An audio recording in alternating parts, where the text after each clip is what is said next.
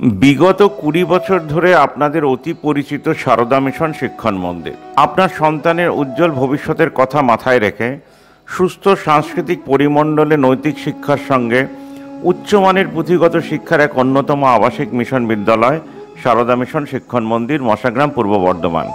প্রথম শ্রেণী থেকে দ্বাদশ শ্রেণীর ছাত্রের আগ্রহী অভিভাবকগণ ভর্তির জন্য সারদা মিশনে যোগাযোগ করুন। আগামী শিক্ষাবর্ষের ভর্তি চলছে। যোগাযোগ 9732050248। ধন্যবাদ।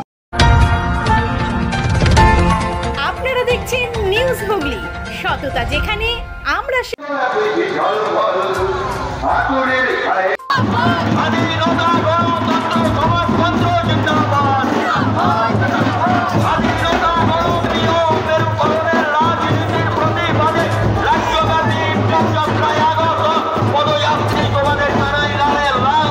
ইনসাফ যাত্রা ঘুচুচুড়া ঘড়ির মনে জীবনের প্রাণী নিয়ে এই ইনসাফ যাত্রা চলছে। আর 41 দিনে এই মীনাক্ষী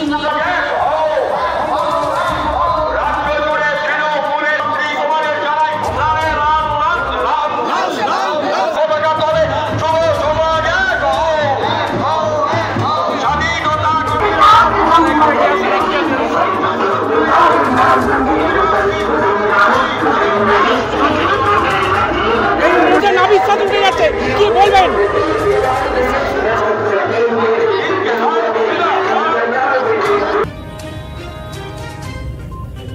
और बीमारी में जब दवाई महंगा होता है तब गरीब आदमी ताबिज कबजे बेशी विश्वास करे। আর তাবিজ কবজে মানুষ যখন বেশি বিশ্বাস করে তখন মানুষ অন্ধভক্ত হয়।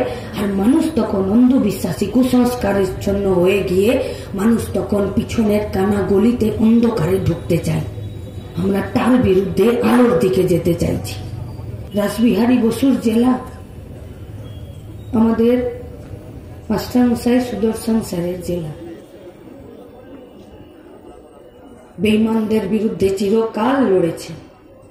ব্রিটিশ বিরোধী আন্দোলন তার জেলা। এখানে কানাইলাল দত্তরা চিরকাল নরেন গোসাইদেরকে জেলের ভেতরে পিস্তল দিয়ে মেরে দেয়।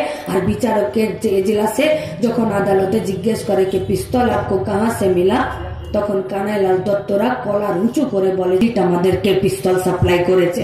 আজ আমরা আপনাদের সামনে বলতে চাইছি, এই মাটি আমাদেরকে লড়াই শিখিয়েছে।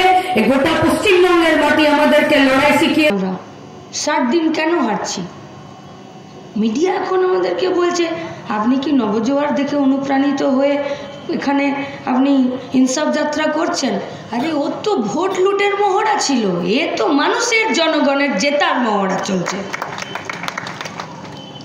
इन लोगों को पता नहीं है कि DYFI मेडिकल कॉलेज बनाने के लिए भी पदयात्रा किए थे। বক্রেশ্বরে তাপবিদ্যুৎ তৈরি করার জন্য নিজের বুকের রক্ত দিয়েছে। Wipro, Infosys, 5 sector, Salt Lake, Haldia petrochemicals, এগুলোকে তৈরি করার জন্য এই পশ্চিমবঙ্গের যুবরা নিজেরা এক পথে এক রাস্তায় হেঁটেছে। কিন্তু কি করবেন, এখন মিটিং চলছে। मीडिया जाने ना, क्योंकि मीडिया तो यही जानता है कि 2014 साल के बाद भारतवर्ष को आज़ादी मिला है, तो तार आगे इतिहास भूले जाच्छे। कोई पूछा मीडिया से कि आप कहाँ हो, बोले हम कीचड़ में हैं। तो बोले कीचड़ में क्या कर रहे हैं, बोले यहीं पर तो है, तभी तो कमल खिलेगा, तबे ना बीजेपी आगे एगोबे। और बीजेपी आगे एगोले ममतार माथाय সময় এসেছে এ কথা আমাদের সবাই মিলে একসাথে চিৎকার করে চেঁচিয়ে বলার। কেন ভয় পাবেন? কেন? আরে জ্যোতিপ্রিয় নিজে খাদ্যমন্ত্রী, সেও এখন জেলে লাল ভাত খাচ্ছে, আপনি কেন ভয় পেতে যাবেন? অনুব্রত সেও তিহার জেলে কম্বল পেতে শুয়ে আছে, কেন ভয় পাবেন? পার্থ আবার একা নেই, বান্ধবী সমেত জেলে আছে। তাদের মঞ্চের সামনে এসে বসবার জন্য আপনাদের প্রয়োজনীয় সাহায্য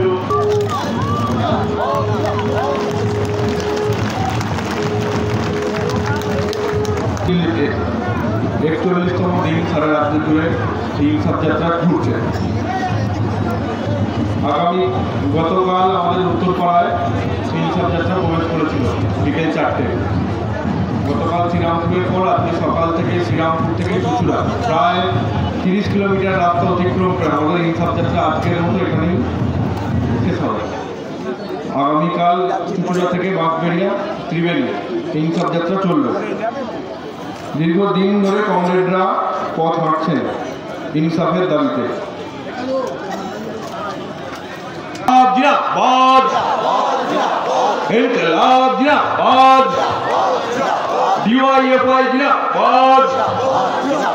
শিক্ষা ও কাজের দাবিতে ইনসাফ যাত্রা সফল হোক।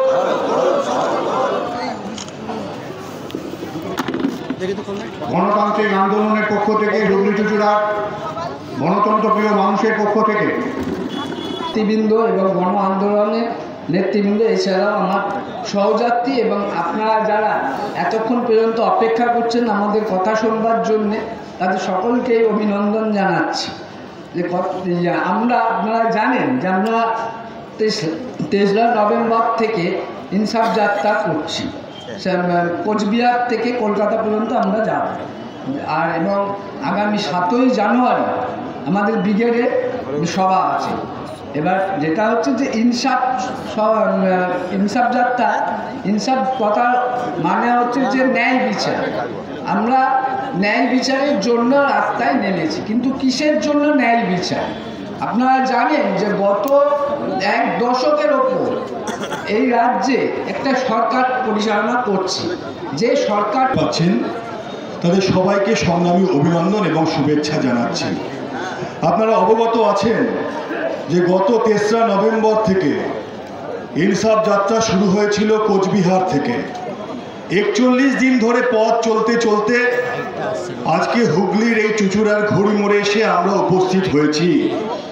আগামী আরও অনেক হচ্ছে আমরা আরও অনেক বেশি তীব্র করতে পারবো, মজবুত করতে পারবো এবং আমাদের দৃঢ় বিশ্বাস পশ্চিমবঙ্গ ডিওএফআই রাজ্য কমিটি যে দায়িত্ব কাঁধে নিয়ে ইনসাফ যাত্রা শুরু করেছে সেটা শেষ না হওয়া পর্যন্ত হচ্ছে আমরা এইভাবে মানুষের সাথে থেকে লড়াই আন্দোলনকে সংগঠিত করব।